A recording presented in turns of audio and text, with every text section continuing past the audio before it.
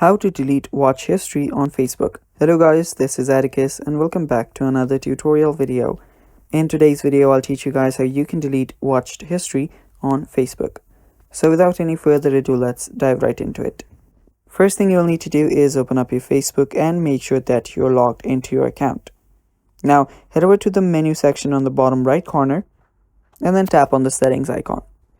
After you do that, scroll down till you find an option that says access your information. You'll find it under your information section. Tap on it and then tap on continue. Now it will take you to your account center and it will redirect you to this page. Now right here under your information, head over to your Facebook activity, tap on it, and now you're here.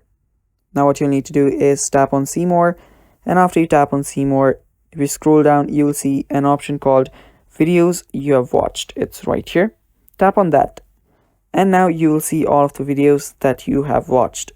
Now what you can do is you can directly go and delete each and every one by one, or you can select everything and then delete it. You will see clear watch history button right here.